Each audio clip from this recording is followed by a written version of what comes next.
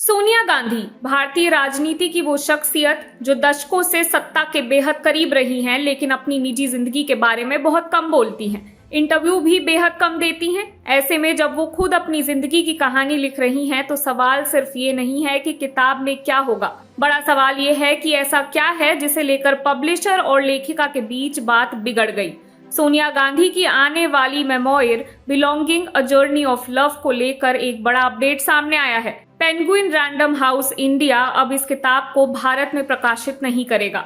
Report के मुताबिक penguin की तरफ से किताब के एक हिस्से में कुछ एडिटोरियल चेंजेस और डिलीशन सुझाए गए थे, लेकिन सोनिया गांधी ने इन बदलावों और कटौती को स्वीकार नहीं किया। इसके बाद पेंगुइन इंडिया इस प्रोजेक्ट से बाहर हो गया। लेकिन यहाँ सबसे जरूरी बात यह है कि अब तक सार्वजनिक तौर पर यह नहीं बताया गया है कि पेंगुइन ने कौन कौन से स्पेसिफिक हिस्से हटाने या बदलने को कहा था। इसीलिए फिलहाल किसी खास राजनीतिक व्यक्ति, घटना या बयान को उस विवाद से जोड़ना सही नहीं होगा। अब बात उस किताब की जिसने इतनी उत्सुकता पैदा की है। सोनिया गांधी की ये मेमोयर उनके जीवन के बेहद निजी और महत्वपूर्ण दौरों को सामने ला सकती है। किताब में उनके इटली के बचपन, राजीव गांधी से मुलाकात और प्रेम, शादी के बाद नेहरू गांधी परिवार में उनकी जिंदगी और धीरे धीरे भारतीय राजनीति के केंद्र में आने की कहानी शामिल है। और सबसे दिलचस्प हिस्सा है उनका राजनीति में आना। सोनिया गांधी खुद लंबे समय तक राजनीति से दूर रहीं, लेकिन राजीव गांधी की हत्या के बाद उनकी जिंदगी पूरी तरह बदल गई। रिपोर्ट के मुताबिक किताब में वो उस हार्ट ब्रेक और लॉस की बात करती हैं जिसने आखिरकार उन्हें राजनीति की तरफ धकेला।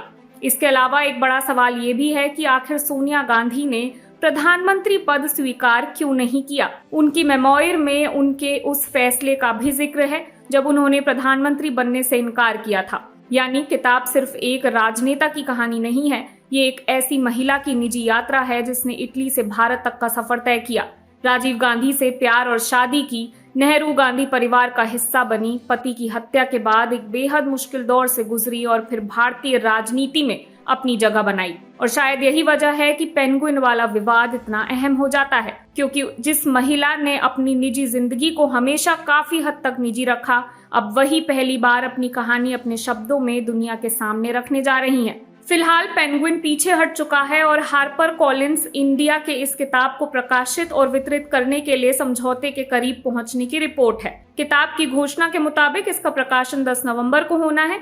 तो असली सवाल अभी भी वही है, पेंगुइन आखिर किताब के किस हिस्से में बदलाव चाहता था और सोनिया गांधी ने उसे बदलने से इनकार क्यों किया। इसका जवाब शायद किताब के सामने आने के बाद ही पूरी तरह साफ हो पाएगा। मैं वंशिका सक्सेना और आप देख रहे हैं इंडिया न्यूज।